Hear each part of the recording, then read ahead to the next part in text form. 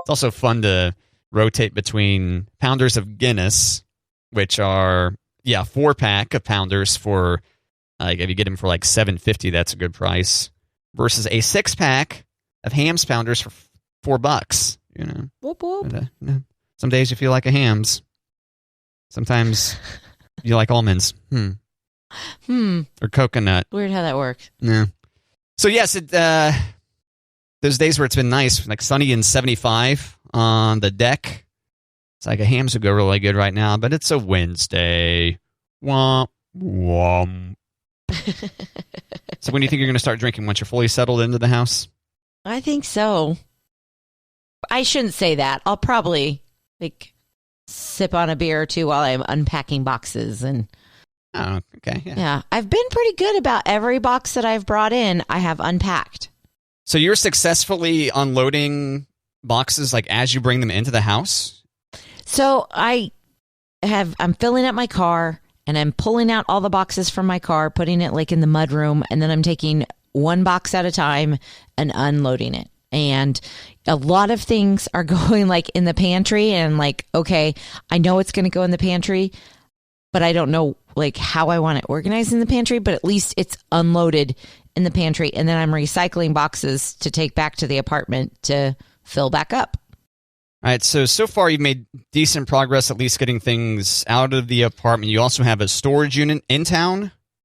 Yes. Oh my gosh, Matt. Do you have an additional storage unit elsewhere? We have my in-laws in Kansas. Okay. Like it's not a storage unit, but it's a basement and a garage. Define again in Kansas, where that is specifically. Central Kansas. Okay. Okay, because there's two places. We have a garage in Bunker Hill, Kansas, and we have a basement in Hoisington, Kansas. Okay. Yeah. It's very nice of your family to serve as storage units like that. Very nice. But I met with the mover to look at our storage unit to kind of give us an estimate. And I told Bonnie, I was like, hey, I need the storage unit keys. And he's like, oh, yeah, here they are. I was like, okay. So we show up at the storage unit place and the keys don't work. Oh, my God.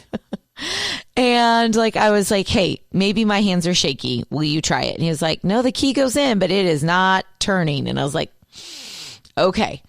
So he was very nice. And he was like, this is not the first time. And I totally understand. And as long as you don't have any pianos or gun safes, I was like, no, we're okay.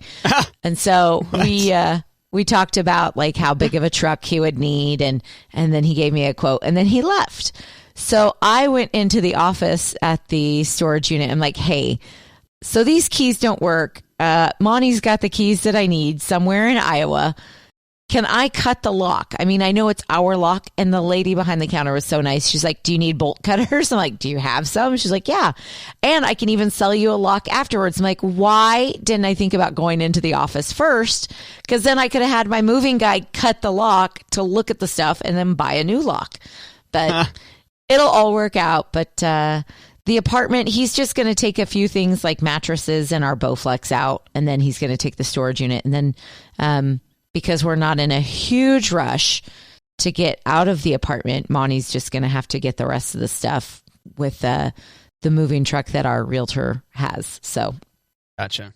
Which is a really nice, service that our realtor provides. You don't have to like pay for a truck. Yeah. You just have to gas it up and call it good.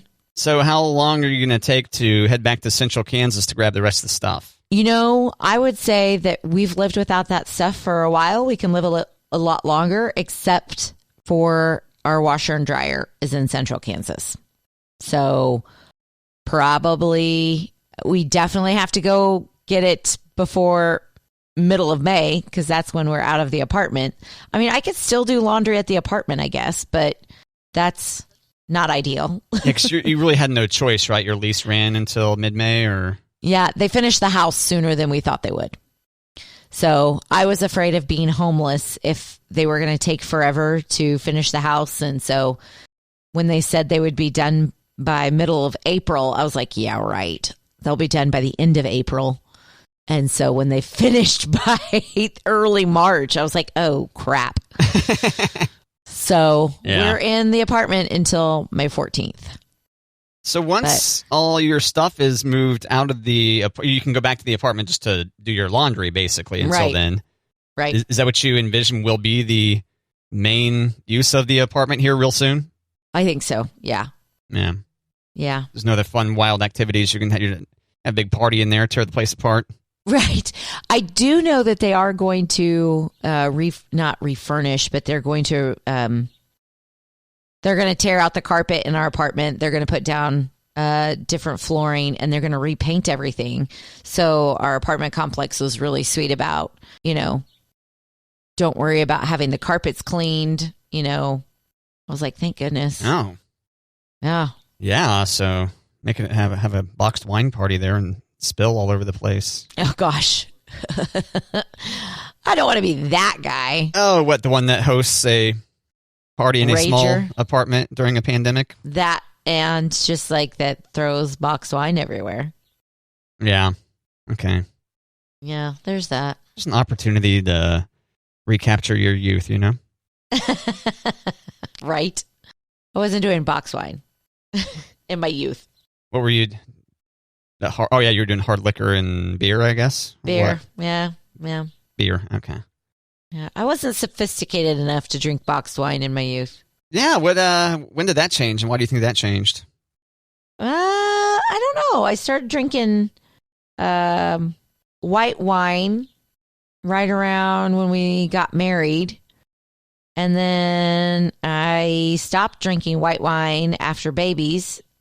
And I didn't like white wine anymore. And so I started drinking red wine. I kind of just slowly tried new wines. And then I really liked red wine. Just a quick point of clarification. You said after you had babies. I assume during the pregnancy. I did not drink wine during the pregnancy. But that was a whiskey phase. That was totally Everclear. No, I think my tastes changed because I can't do white wine anymore. And it wasn't one of those things like I got really sick on the white wine and can't go back. No. Mm-hmm. I used to like Chardonnay a lot, and now I can't handle it. Well, red wine also makes you immortal or something, right? Isn't there health benefits to red wine? That's what I tell myself. Yeah, just drink red wine, eat dark chocolate. Right? Those are muscle relaxants, yeah. Live forever. Forever. So long as you maintain the intermittent fast. Yes. Don't violate that. Start drinking your red wine at noon and be done by 6 p.m. Yeah. Yeah. Well, that's one of the reasons. That is one of the reasons why I made my fast end at 8 o'clock at night, was because I did want to be able to have drinks, and I didn't want to start drinking in the morning, Yeah. What time do you start eating? Oh, well, typically I don't eat my first meal until I get home from work and start. It can be probably as early as 3 or maybe 5, sometime between 3 and 5, depending on the day. And then you stop at 8 o'clock. Well, and it depends. Weekends don't count, so I'll eat a lot earlier on weekends and stuff. But I guess that's right, because typically I'm pretty much done for the night. Any kind of calorie consumption by then, because many times I'm asleep shortly thereafter. But you're only eating one meal a day? Yeah, one massive meal, one giant gut bomb.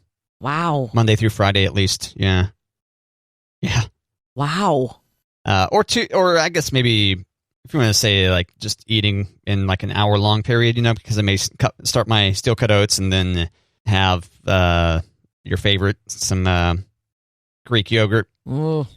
Maybe some black beans while I wait. All together? With some spinach. Yeah, almost like a spinach salad with some black beans and Greek yogurt on top of it has been actually a recent kind of deal that I've been doing. Interesting. I know. See, this is me being vulnerable. I feel like I'm sharing so much now. What's this guy doing? Oh, my God. It is really handy. One of the benefits, and I think I've mentioned this before, of doing the intermittent fast, really shortening the number of meals you have a day as a result, is the time bonus you get of not preparing food 3 to 5 times a day, because I know a lot of people are more into grazing or whatever. Yeah, but I don't feel as bad grazing around 5:00 if I had a big lunch at noon. But I start looking at the clock at 10:30 in the morning going, is it close to noon yet? Because I am hungry. Like I'm starving. And sometimes I'll start making food at like 11:55 because I know that by the time I'm done making food, it'll be after the noon button. But I'm like, I also don't feel like it takes me very long to eat lunch because I'm hungry. Like, shovel that in. Where you're supposed to like take a longer time and savor your food. I'm like, mama hungry. 2 bites down. That's exactly right. Yeah. And it's impressive. I mean, I think if I were to go back to, let's say I went back to 3 meals a day or something starting, tomorrow or whatever, I'm still fairly certain that my stomach is conditioned enough that I could throw a shocking amount of food into there, because it's gotten so used to needing to accommodate so much all at once. Right. Giant binge session, which sounds incredibly unhealthy when you put it that way, but it does, but so good. so good. Oh yeah, nothing having a pound of vegetables and steel cut oats and 5 over easy eggs all at once. It's a great time. That's a way healthier binge, Matt. Yeah. It's not. I'm not having like 2 hot and ready Little Caesars each day at the same time. Nope. But I bet you I could take down. 1 hot and ready I think disappears pretty quick. I don't think a hot and ready Caesars lasts you very long. The girls and I could knock out a hot and ready, not in one sitting. Oh really? But yeah.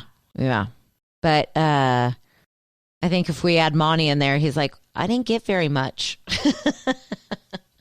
So we usually have to do 2 hot and readies in our house. I haven't had Little Caesars in a very long time. As discussed previously, I like to spend my empty calories in a more glamorous fashion and get a fancier local pizza. But I'm sure there will be a day where I throw some Little Caesars down my gullet again. Busy nights, you need something fast, you need something ready, you need something warm. It's right there in the name, more or less. It's right there. I'm excited for you to have a dedicated studio at your new place, just for you more than for the show. I am too, and I've got a new desk coming to Home Depot, so Monty's got to pick that up, and he's like, it's going to be really dark. I'm like, that's why we have lamps. It's like, okay. The desk is going to be really dark? Or the basement's going to be dark? The corner where I'm going to be working is going to be really dark, but I'm not concerned with it being dark. Yeah. I'm concerned with it not being in my bedroom. Yeah, you might want to, invest in some nice lights in there so that you don't give yourself like a seasonal affective kind of effect, by not having daylight close by. Yeah, I'll have daylight not far, but... so some ambient light will make it your way? Yeah. Where your body will be able to tell that it's daytime out? Oh, yes and no. Like, I'm going to be right next to the window, but I'm going to be shutting the window out for sound purpose, if that makes sense. Like you're going to put a blackout curtain over it or something? Well, no, not over the window, but like to box myself in the studio. So no, I will not be able to see. Oh, I see. Yeah. But I also feel like because I'll be at home, I'll be able to like go out of the studio, let the dog in, let the dog out type of thing Yeah. Okay. Yeah. It's temporary too. So I feel for you. And some of those days where I worked from home, I could definitely tell like being in my house is somewhat darked out. But, yeah. Yeah. Cause I need to, especially my main living area, my fancy TV, I like to be able to see everything on there. And since I'm used to being a creature of the day and not a creature of the night, I keep it very dark in there since I like to watch fun things on the TV. Right. Yeah. What's Jennifer Lopez? What do you got for Jennifer Lopez? Yeah, click on that. I did. What's up with her little bathtub selfie? Yeah, so I took a screenshot of J-Lo's Instagram. And what's that hair look like? It looks kind of like a cartoon. Cindy Lou Who? Yeah, there you go. Looks like a Dr. Seuss character. Yeah, like Cindy Lou Who. I have a picture of me in the bathtub like that as a child. And I have a picture of Elliot with her hair like that like a couple weeks ago. Yeah, so I follow a bunch of different celebrities on Instagram.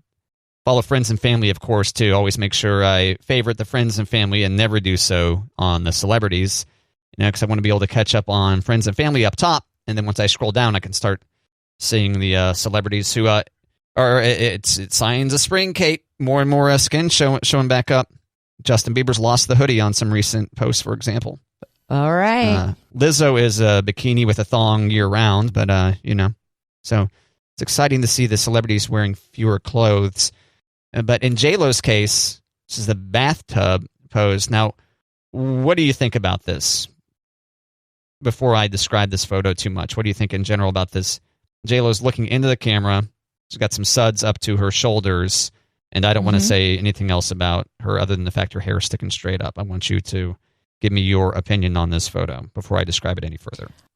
I thought it was kind of cute. Maybe it's the hair that I'm like, oh, I've got a picture of me like that, and I've got a picture of Elliot like that, but I thought it was kind of cute. What am I missing? Well, just to describe the rest of the photo without making any judgments, she's smiling but showing no teeth. Mm-hmm. She's got big old hoop earrings in there. Right. And to me, the biggest question I had was about her makeup. Okay. Is she made up for this photo, or does she just happen to be in the bathtub with makeup on? I don't think she's got to the part where she washes her face yet. Okay. Yeah, I think this is like before face washing in the bath. So I don't take off my makeup to take a bath. But she somehow applied enough suds and water to her hair to make that giant foot-tall spike coming off the top of her skull. Right. And not affected any of her makeup. She's got a decent bit of eyeliner going on there. Right. I mean, you don't need the suds on your face to make your hair stand up. Okay. Yeah. I thought maybe she would have submerged enough of her head in water to saturate it like that and yet maintain perfect makeup. No. I think that's probably a dip your head back. Okay. So you don't feel like J-Lo is perpetuating an unreasonable look here? Okay. Now, if she was like all glowy and dewy and lipstick and maybe, but I think this is a very casual, I think this could be legit. But It's J-Lo. I could be wrong, but I don't think she's perpetuating something that's unattainable. Well, yeah, J-Lo just existing kind of does, doesn't she? I mean... Yeah, right? Right. It's like, I don't age and I've had a perfect body forever. What of it? Right, exactly. And this is all me. This is all real. Yeah. Yeah. I remember her being like the first time I had heard about, and maybe it was made up, the first celebrity I heard about insuring a body part. Because wasn't the story that she had insurance on her rear? Yeah, but I feel like I heard about supermodels insuring their legs, and like Mariah Carey, she insured her voice. Yeah, which makes a lot of sense, yeah. Yeah. Okay, I was just saying it's the first, I feel like that was the first time I recall ever hearing about that. Because J-Lo's been around forever at this point. Forever. Yeah, but I feel like I remember like the Naomi Campbells and the Kate Moss, which was before J-Lo insuring their legs. Okay. Yeah. The supermodels. Well, yeah, on the vocal cord thing, on celebrities insuring vocal cords, so many of these people, I can't think of anyone really recently, but Adele, Sam Smith, and Meghan Trainor maybe, too? Maybe. That sounds familiar. All fried their vocal cords within just a few years of each other. And they all use the vocal cord surgeon to the stars. Almost, it's all the same dude and does all the surgeries. And there was this story, and they interviewed some opera singers because these opera singers were well into their 70s and never had any vocal cord issues. And a lot of it was just about the technique that they use. Mm-hmm. Sam Smith sings in a constant falsetto. Mm-hmm. That's not Sam Smith's natural voice. If Sam Smith were to start singing, if Sam Smith just started taking vocal lessons or whatever, that would not be the way it was taught. Right. You're pushing your vocal cords in a manner they're not meant to be pushed. Gotcha. So better insure them. Get that stuff insured. Call Jake from State Farm. It's kind of funny, yeah, if Jake from State Farm saw, hey, I think the way you're singing there, the way you're projecting your voice, you're doing it straight from your vocal cords, and you need to do it more from your diaphragm. Because otherwise, we're gonna have to actually increase your premiums if you want to continue singing in that range, that unnatural range. Okay, great. Thanks, Sam. And it's like, Jake, man, really got to be an expert in all these different liabilities. Got to be an expert. Mm-hmm. I was trying to figure out how to get khakis in there, but I couldn't. So, what are you wearing, Jake from State Farm? Khakis and a red polo? Yeah. Am I missing a joke? Yeah. Do you remember that? It was the first commercial. And she's like, who are you talking to? Jake from State Farm. And, oh, really? What are you wearing, Jake from State Farm? He's like, khakis. She thought her husband was like on the phone with some female. And right. So thought some cheating was happening. Yeah. Yep. It was Jake from State Farm. Why'd it have to be a female, Kate? I just assumed. Oh, okay. Shouldn't assume. Oh, yeah, you know what happens when you assume, right? I mean, it's obviously a jealous tone from this wife, so... Sama-you is what happens. Yep, that's it. Running out of ways to rearrange those letters. Yumi, suma-ya. Suma-a. Yeah.